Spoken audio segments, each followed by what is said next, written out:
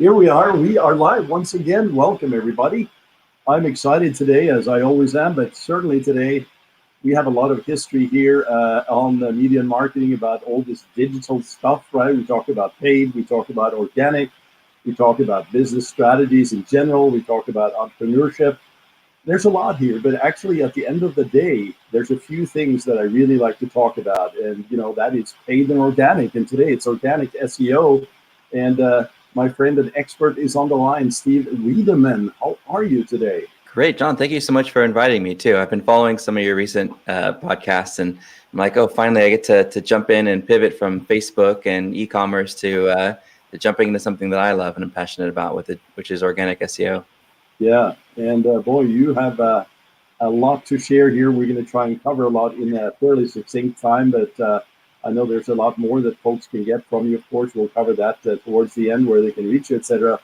But what I figured we'd do today is just start really from the top and kind of go through the basics, really to start. And one of the first questions would be out the gate, like, how did you get started? There's so many stories behind SEOs, and how do you even get into this business, right? Like, what was your background and how did you kick things off? If you could start me there. Yeah, that's a great question. A lot of us started by necessity. We were webmasters. We designed websites in Front Page or even Notepad back in the day, and we were helping small clients because we just really were fascinated by the internet.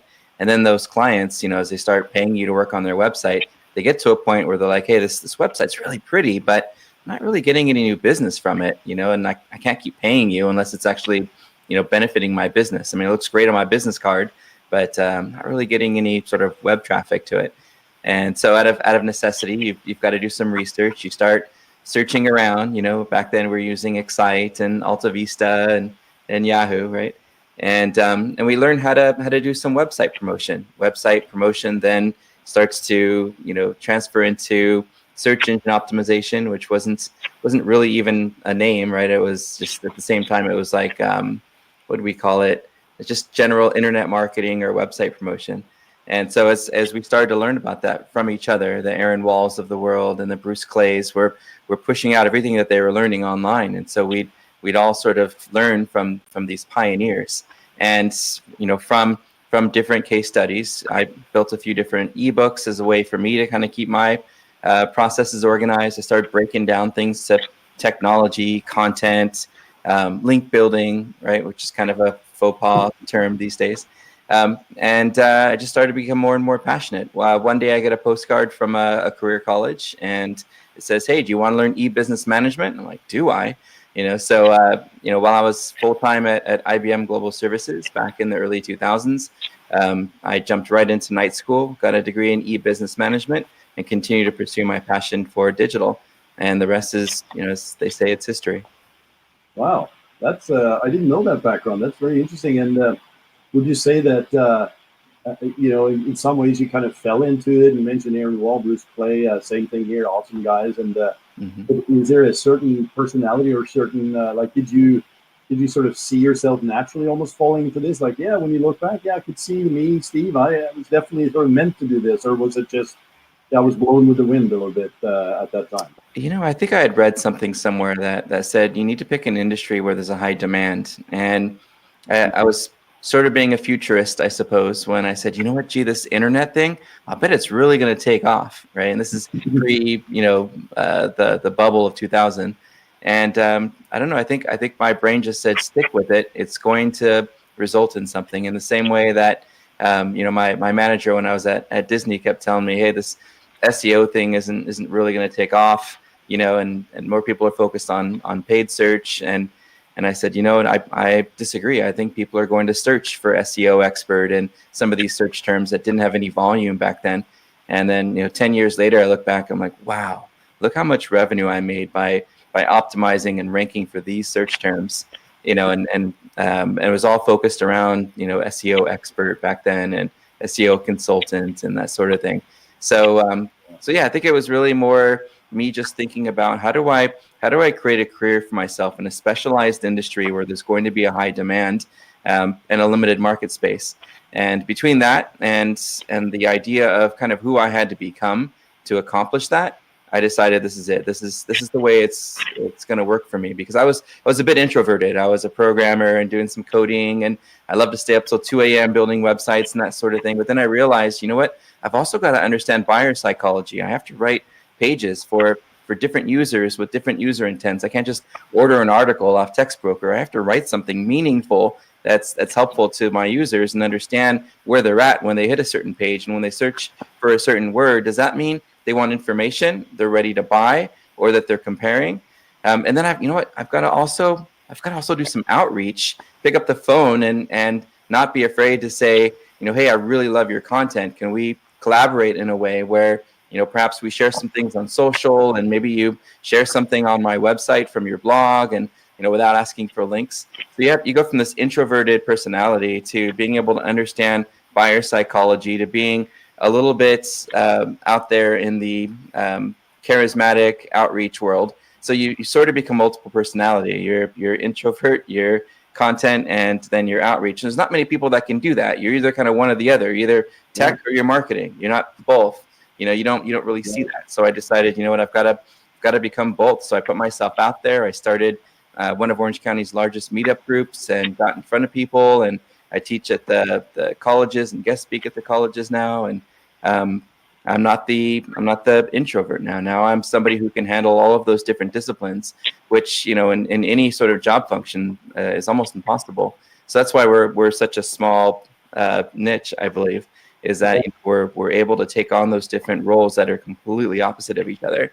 And and I love it, and it just become part of me. 20 years later, here I am.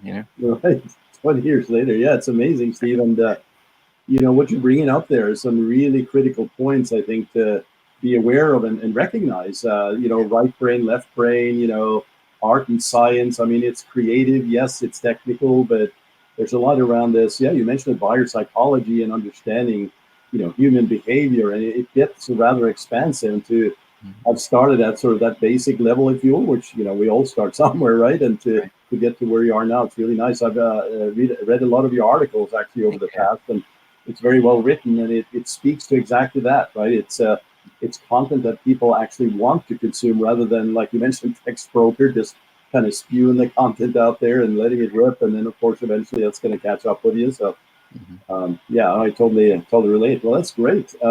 By the way, anybody in your family like entrepreneurial out the get-go, or no? Not really. My parents, like my mom, did 30 years at Pacific Bell. So she was a lifer over there, which, eventually became AT&T. I was just kind of taking a risk. My other family members, my cousins and aunts, all sort of choose a career path and they stick with it forever and work for some other company. I have one cousin in Seattle who did start his own private practice with his wife, which is pretty entrepreneurial. But for the most part, my family is very kind of conservative and traditional, and I'm sure they were a little worried when I said, hey, just guess what? I'm leaving the agency world and I'm going to go off on my own and be a consultant. I'm like, oh, that's going to be scary. How are you going to pull that off? You've e-business experience and you can do website stuff, but you've never really been trained in any formal business management or leadership or even just any kind of management, people management. And I said, it's just something I have to do. I don't like the way that the agency world sort of takes advantage of of businesses. Back in the late 2000s, where businesses were naive to what search was, and agencies were charging 100 times what the actual hard cost of performing work was. So I just said, what, I want to do this for myself and for my family and get more time at home, and it all came together. No, nice. Yeah, very good. It's not a straight line by any means. So congrats on all that.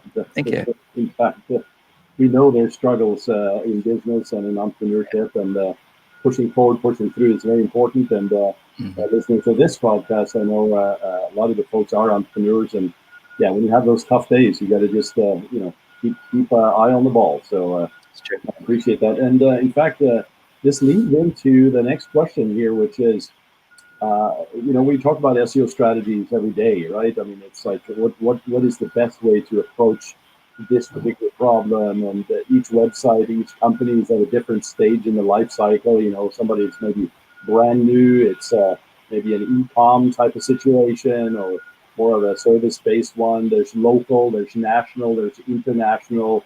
This can get rather expansive in terms of the strategies and the discussion. So my question was, because there's also, like image optimization, there's books, there's the maps, as I mentioned, there's a lot of different strategies, but how do you approach, and this is the question, how do you approach these problems out the gate to kind of get a baseline of, okay, here's where you're at, here's where we're going to take you, and here's why and how you can do these things, and also, of course, how you can help that. So I know it's kind of a big question, but I'll throw it out there right off the bat. It's not that big of a question. So I would say the client needs analysis solves for a lot of the sort of, where are the problems? When you have that first call, you have them fill out your client fill out a form that breaks down all of the different things they've been doing in the past, where their challenges are, what their goals are they tracking KPIs, what software you're using, what CMS are you on? You capture a lot of that information, and then you take it all back and you use your experience in working with those different CMS systems and working with whatever those problems happen to be. And then you come up with a, sort of a proposal of here's where your primary issues are. We're going to make these the priority, but it's going to augment, our existing sort of baseline strategy that we do, that initial sort of foundation, to not do that, to skip through the standard technical audit and competitive analysis and link audit, to skip those things. Leaves room for problems down the road. Like, we did everything, we fixed everything. Why are we still struggling? And then you go and you do a link audit and you're like, oh, I see, you've got a toxic link problem you didn't tell us about. Or, oh, I see what's going on the tech side. You're cloaking, 300 domains that you purchased. And so I think it's sort of fundamental to make sure that you are doing that out the gate strategy, beyond just what the client's individual problems are. And common problems that we see, you mentioned, a few: scaling local SEO. I was just in Boston, 2 weeks ago, talking to franchise owners about how they can scale local landing pages across 2,000 locations. And other problems are, hey, 10 years ago, we built 300 microsites for, each of these keywords and geographies that we wanted them to rank in. And now, we're convinced that we need to consolidate them. How do we do that in a way that doesn't pass penalties from those domains that we, sort of did some link building on that we shouldn't have, or, done some sort of penalty problem that we don't want passing to our primary domain? And what's the best way to do that redirect? Should we do a soft sort of canonical approach first, or should we just straight 301 redirect every page, or is that too many redirects and going to cause a problem? So there's all of those different scenarios that come into play depending on, again, where the client's at, what their goals are, and what sort of maybe bad decisions that they had made in the past that put them where they are today. But fundamentally, I mean, I mentioned a few of them already. A solid search strategy starts with, that technical audit. And, that technical audit updates about every 3 months. There's some new thing happening. Google just made updates, a few weeks ago, and continuing to make updates. Now there's more rich snippets. There's more ways that we can use the rel equals. There's so many changes and things that happen that append, the current audit template that you use. And I know a lot of SEOs are like, there's no template for, tech. If you're using a template, then you're being too myopic. And as I mentioned, you do need to look at where the problems are and where the individual issues are. But that template audit really does go through a lot of different things that allow you to find the rabbit hole. So I still like to use it. It's evolving and changing, and it makes such a difference. Now ours is a little bit different because most of the time you'll get an audit back and it says this is wrong and this is what you need to do to fix it. And ours, because we're so passionate about teaching our clients how to learn a little bit more about search, is that we include a little video training on the particular topic. Hey, we're going to talk about expertise, authority, trust. So let's do this quick 5 to 10 minute video to give you some background on it and some examples and case studies and where it came from and how it affects you. And here's a link to the Google developer document that talks about this particular attribute. And here's how to rescore if you want to run this audit yourself again later on to create a Delta report down the road. So we try to be very transparent and give as much as we can, as opposed to, sometimes you'll get an audit back and go, you know what, I'm going to need a lot more help on this. And the agency's like, yes, it worked. And then they pull you back in, and now you're kind of stuck working with them. And we don't want to do that. We want to focus on getting through the problems and keeping a client, as long as we can, as a partner, not as sort of I don't want to use the word extortion that a lot of the companies, tend to do. But anyway, so the next audit is that competitive analysis. Where are we kind of side by side with our competitors, and the number and the quality of links coming in? What's our top link bait page that's driving the most organic links to our site? For companies like Applebee's, they have this great Veterans Day page that that drove over 5,000 links to this page. And we found out 2.5 years ago that they had 15 different URLs that they used, and all of them were 404. I'm like, well, this is easy. Let's just redirect those 15 URLs to one permanent URL, and we'll get all those links back. And we did. It was a very easy thing to do, and it was a great initiative that helps the veteran community, and it's the catalyst to new links. Of course, internal linking as well, and looking at how we're linking to certain pages with certain keywords and making sure we're not confusing search engines. Toxic links, those things that might cause a penalty down the road that you might not know a previous agency did, or maybe a competitor doing some negative SEO. So we'll kind of come up with that link strategy of, what do we do with our internal links? What do we do with, those toxic links? Where are the unlinked mentions to our site? Where are our competitors all getting links? You run this intersecting link report across maybe 20 to 50 competitors that are direct competitors of yours, and you go, wow, 10 or 20 of our competitors are all getting links from this one website. That might be a good industry portal, do some regular advertising and nurture relationships there that might end up resulting in getting us an organic link over time. So we'll kind of put all that together into a link strategy, and every business should be doing this. Then you load up those link opportunities into whatever your favorite CRM is. For us, it's BuzzStream. There's Pitchbox. There's several others that you could use, but our favorite's still BuzzStream. It's just so versatile. It's like working with Play-Doh compared to some of the other platforms that are more like working with Legos. And the last one is probably the most challenging, and my students have the hardest time with this too. And Cal State Fullerton, where I'm teaching now, this is the challenging one, is content, keyword research and content.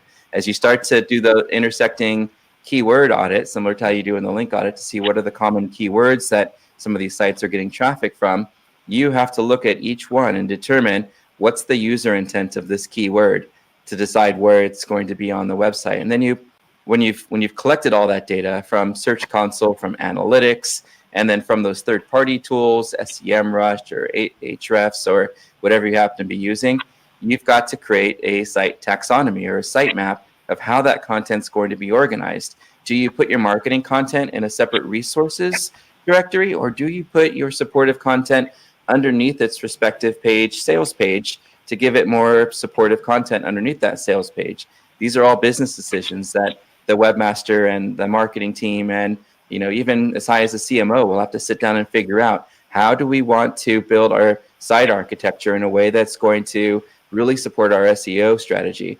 And I would say that's the hardest because of the time it takes to go through thousands of rows of Excel. No matter how good you are with conditional formatting and so forth, it's still the hardest and longest time constraint on an SEO strategy. Once you have all that together, though, you've got in your hands a strong technical SEO plan with action items that you can load up in your project management system. You've got all of the links that you want to go after, ordered by which ones are going to provide the most value short term. You've got a competitive baseline of where you are now compared to your top competitors, and you've got a content plan that takes into account all of the keywords your competitors are receiving traffic from, and that's converted for you in the past, so that you have a content list that you can build out over the next several 3 to 5 years. And that's to me, that's what really encompasses a strong SEO strategy out the gate. That was a lot. Sorry, I didn't mean to ramble so long, but that was basically. I was just going to say, Steve, guys and gals, this was 20 years distilled into 5 minutes, 6 minutes of just power information about everything that you need to do. I mean, yes, there's more and there's different angles and approaches or whatever, but the core of what you mentioned there, Steve, I mean, that's brilliant. That's just beautifully put in this few minutes here, because ultimately, each business, as I said, different stages in the life cycle. Each problem is obviously clearly uniquely different. but they all come back to the same thing, which is, like you mentioned, the keywords, the links, the content. You mentioned sales, right? Like conversions, things like that. The CMO himself being involved, not just the webmaster. This is a business decision at many levels, Really not is. sort of a geeky tech session with a bunch of developers or whatever, right? Right. So that really speaks to what you mentioned at the top of the call, which was you need to have a two-sided approach to this, and they both need to work together, not separately. And that's why you have, the notion of sales and marketing are at heads with each other sometimes. But, same thing here. If you can blend it in and work with all the team members rather, and then build out this strategy and everybody's on board, it's very important that, as you know, that it comes from the top, that the sign-offs are made at the critical levels of, executive levels, I should say, rather than just, the database administrator and the web developer or something making choices. So yeah, this is very important. That's why I bring somebody like Steve into your projects to do this, guys. And one of the things that I had on the list, you started about the SEO audit, which was the next one on the list. So that's perfect. Sure. But you've seen this. I've come across this, and you get so much spam on this too. It's like, hey, I'll do your SEO audit, and it's a 5-minute tool that just scans, the on-page factors and gives you a little bit here and there, and there's your audit. And I didn't want to ask so much about those tools because that's sort of not super significant to me. But what has changed, would you say, in the last 6, 7, maybe 8 years as you've been doing SEO audits? Is there anything that stands out, or because you hear a lot about this, SEO is dead, and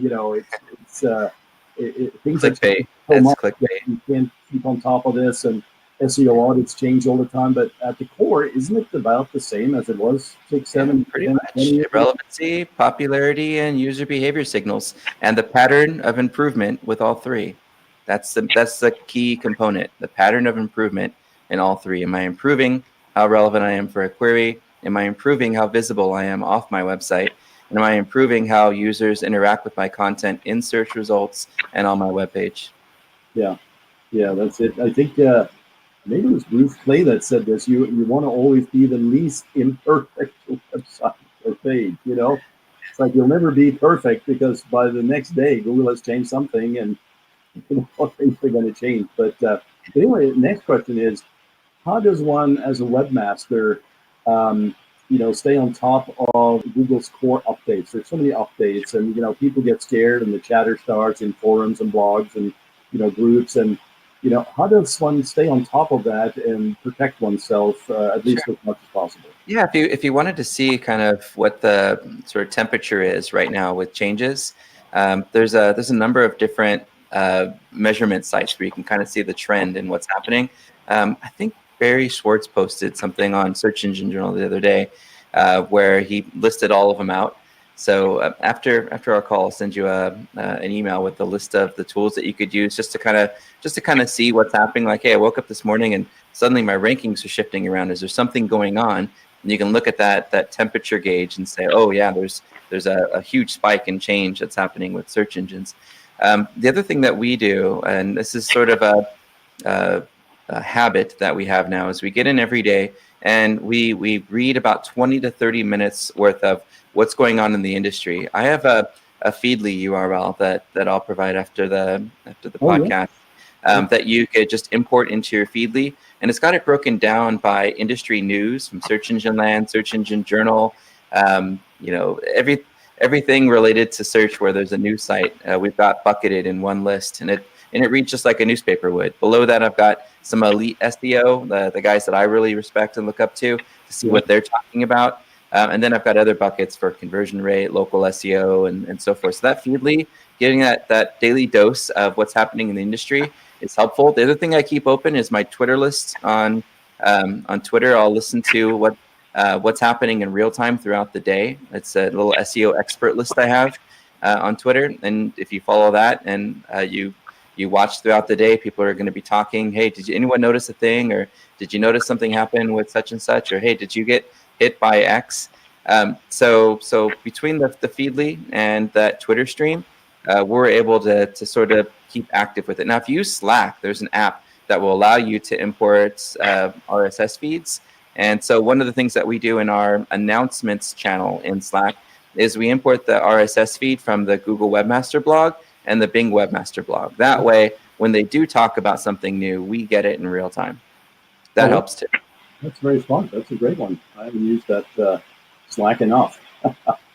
Yeah, cool. All right, so let me just drill down into a specific example. We talked about local SEO earlier, and we deal with local businesses. There's local business owners on here as well. Sure. You know, today in 2019, if somebody is, I'll just use the word struggling with getting to, you know, the local map pack, like there's a map pack, of course, and then there's just local SEO in general. But what would you recommend, I should say, for somebody, you know, 3, 4, 5 things that we should start with to try and get their rankings up in the local maps? Yeah, locals, it's much faster and much easier than a national campaign for sure. And it's not rocket science. The components of a really strong local SEO strategy or multi-location strategy are going to start with data management. And you know, there's several different data providers that are out there that directories buy their information from or do hygiene on their data from. One of them's going away here. I believe it's Axiom. By the end of the year, that's going to go away. There's Info Group, there's Factual, there's Localese. It's making sure that your business data is maintained and accurate at all times. You can do that through third-party tools like Moz Local. You can manage it through Bright Local. You can manage it through you know, several small platforms if you're a small business. If you're a larger business and you need to manage data at scale, there's Yext, there's Rio SEO, there's a tool called Velocity, there's there's so many of them out there that you could use to manage, you know, thousands of locations and keep that data accurate and synced with your CRM, Salesforce or otherwise. But data, I would say, is at the core. It's the nucleus, and it's the accuracy of that business data and the authenticity of that business data that gets Google to trust that your listing is valid, not just spam. Number 2 is of course your local landing page, which really doesn't help you as much with the map pack as it does with the organic listing below the map for your location. But at the same time, if you're submitting a URL to Google My Business and saying, this is the URL that corresponds to my location, then you'll want to have on that landing page all of the same things that you're inputting into your service fields and your hours and you know, any information that you're putting into Google My Business should be on the landing page that you use in that URL. Some category research would also help. So look at some of the categories that the competition's using. Make sure that you're choosing the category that's the most appropriate for you instead of a broader category that might be a little too off topic for some people who aren't looking for a certain service that you don't offer. I think that local landing page is definitely the priority. Number 3 is going to be the off-page component, right? It's going to be your business listings in industry directories. If you're a lawyer, you're going to be in Justia and Avo and lawyers.com and Fine Law, right? You're going to be in all of those different important legal directories. You're also going to do some hyper-local business listings. So your local chamber of commerce and your city.gov, city.org business directory, anywhere where you can get your business listed locally that might drive new business to your company, as well as you know, provide Googlebot a way to see that data more and more and more often over time. So the business citations are important. And sometimes it's important to break it down. You're like, oh, where do I go? And there's all these different ideas. Start with search engines, right? Make sure you're in Google and Bing and Yahoo. Then you're going to go to your local social, your Yelps and your Facebook, right? To your Foursquare, navigation engines. So here, HERE here. I believe it used to be Nokia. So it's like Nokia here, MapQuest, right? All of the different navigation engines that you need to be in. And then, of course, as I mentioned before, getting into some of those hyper-local and industry. What I'm not really talking about a lot, and I want businesses to stay away from, is some of those general web directories that don't really drive a lot of traffic. I mean, when was the last time you remember going to merchantcircle.com to find anything, right? Or HotFrog or GetFave. We tested by putting some tracking code on the URLs in those, and we got 0 traffic from it. So I wouldn't put a lot of time into those general directories. You know, there's just not a lot of traffic value out of it. They don't get traffic to their sites. They don't get a lot of links to their site. So I wouldn't spend a lot of time there. I'd spend a lot of time on hyperlocal, industry, and then those 3 different other areas. The last part of your local strategy, of course, is business reviews. It's making sure that your ratings and reviews are improving over time.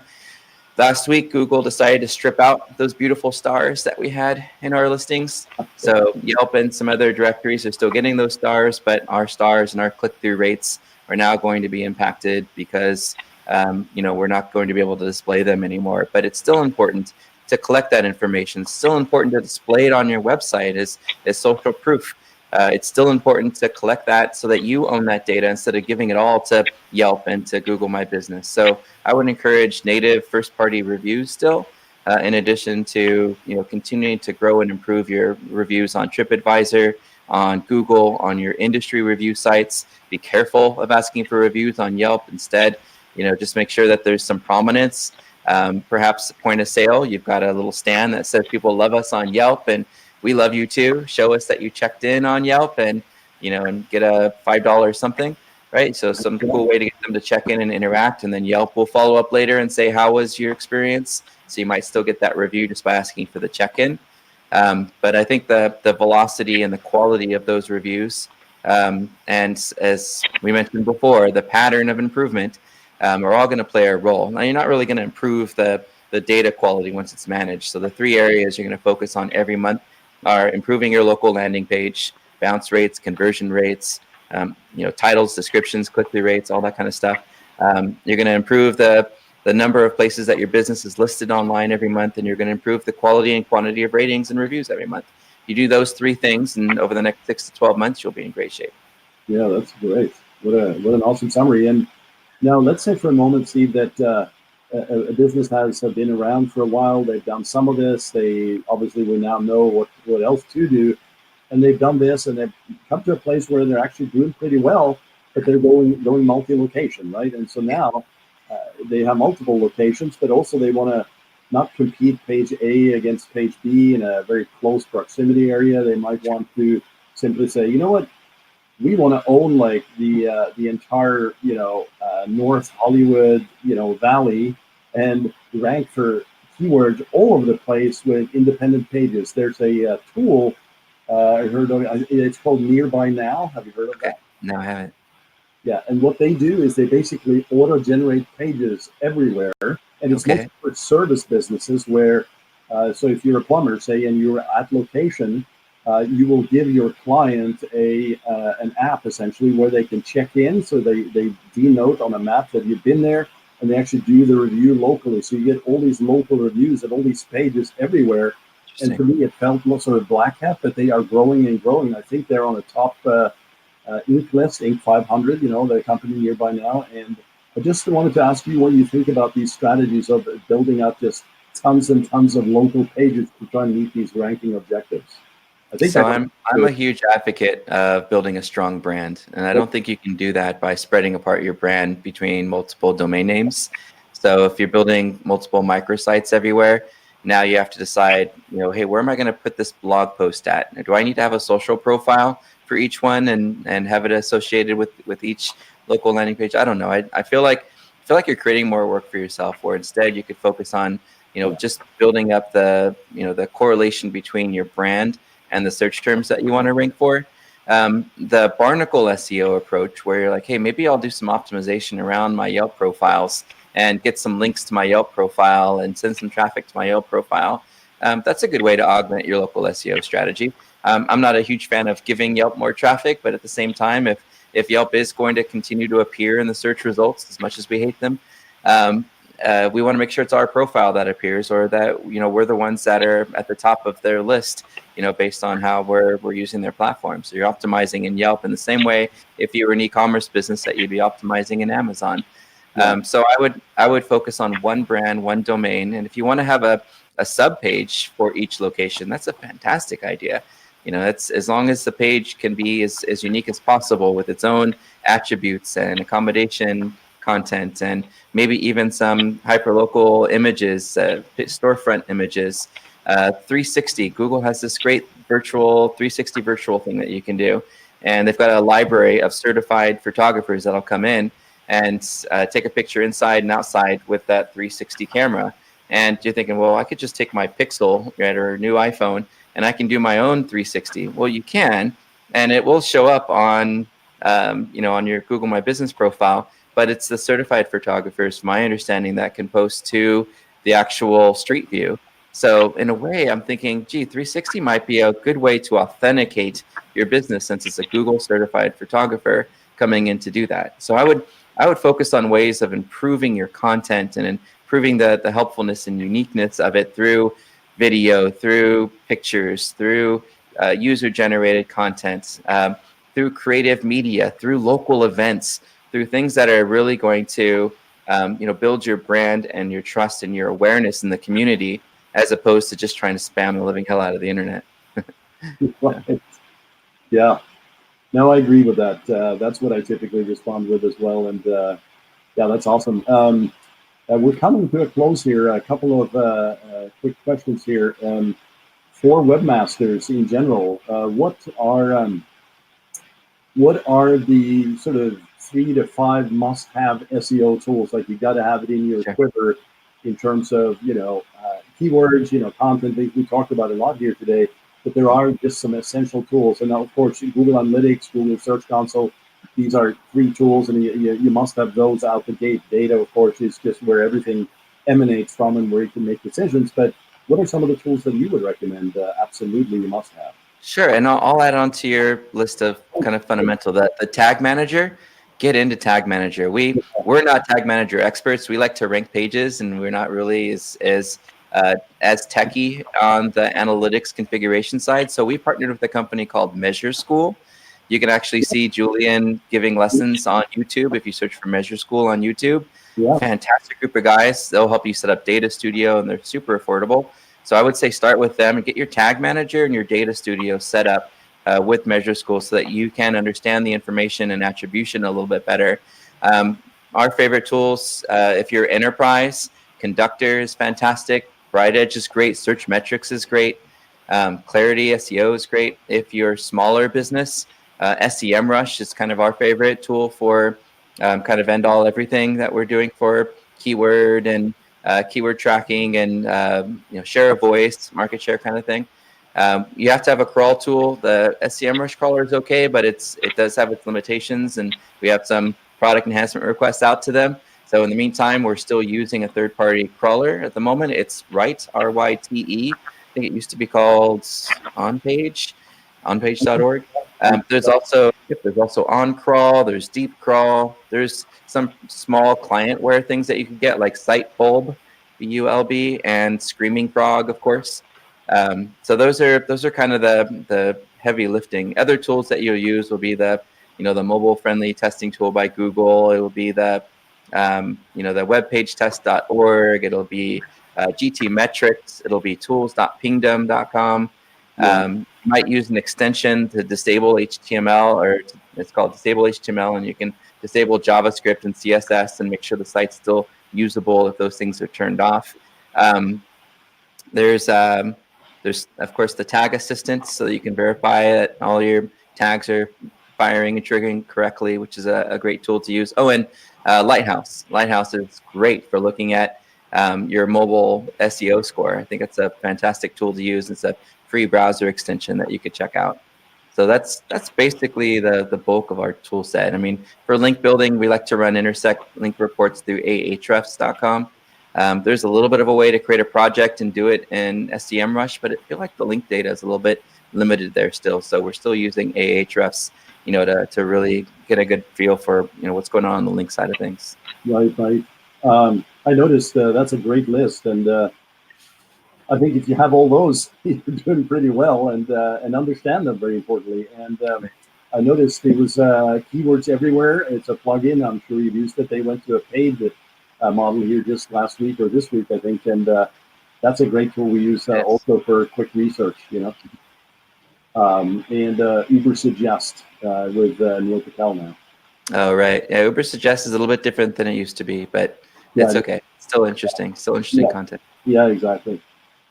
Yeah, and well, this is phenomenal, Steve. It's such a pleasure, and I wanted to just open up a screen here So for you guys that are coming in, you're looking at sort of first dibs and a brand new website, a little different approach than the previous. I know Steve broke this down for me, but talk a little bit about this, Steve, at the end here, and let us know where we can reach you. Sure. Yeah. So as you know, we talked about a little bit before our podcast today, we are launching a kind of a new brand here soon. And the hope is to provide basically everything that's in our brains about search in template format, in roadmaps. If you're in a certain industry like law or cosmetic surgery, we've already got these pre-built roadmaps to save you some money from having to pay a huge consultancy or agency. We encourage you to try to do everything SEO in-house, and we're going to try to help provide all of the guides and training and templates to allow businesses to do that, and it allows us to scale a little bit beyond just being on phone calls all day. I'm pretty easy to find online. I think my old tagline used to be SEO Steve, so you could pretty much SEO Steve me anywhere. Yeah, so you can find me on Twitter at SEO Steve if you want to ask me questions or get links to things after the podcast. Feel free to reach out there, and then of course our brand social is just our last name, Wiideman. So you can go to Facebook or Twitter /Wiideman and interact with our whole team there. Well, this is great. I will link that up as well. And is there any parting words or notes, Steve, you'd like to share? John, this has been great. I'd really love to do this again and maybe talk about a specific topic or silo if you're interested in it. I'd love to keep talking shop with you. It's been fun. Yeah, no, this has been great, and absolutely, let's do that. And you mentioned from the top, you talked about introvert, extrovert. I mean, I've gotten to know you, of course, over the years a little bit, but now more than ever. And I think I want to sort of end it with that. For anybody who's considering kind of entering into the world of consulting SEO specifically here, there is a lot of technical aspects to this, clearly. But a lot of the great SEOs, guys and gals, who come into this field don't come from the tech world. They come from journalism and writing, and just coming at it from sort of the human element of this, right? And in fact, if you can write and if you know how to think in terms of keywords and content and groupings, categories, theming, topics, there's a lot obviously we've talked about here today, but that can be a great avenue for you to enter into a very exciting SEO world without sort of being bogged down in all the technical stuff. And why don't you just outsource that to somebody like Steve, right? Who can handle that for you. And so now you can partner up. So any final thoughts on that, Steve? Because I think that's sure. Good. Yeah. And if we can't help, we'll refer you to somebody who can. We're 20 years in, so we know, the industry pretty well. And a little disappointed that I couldn't be at PubCon this week, the big industry conference where everybody's hanging out. But those are all our friends and peers. And if there's some area of search that, that we're not good at, and we're not good at everything, we can definitely point you in the right direction. Beautiful. Well, this is great, Steve. I want to thank you once again for coming on here. We'll talk again soon, and I'm going to close the broadcast. Guys and gals, thank you very much for joining, and Thanks, John. Have a great rest of the week. All right.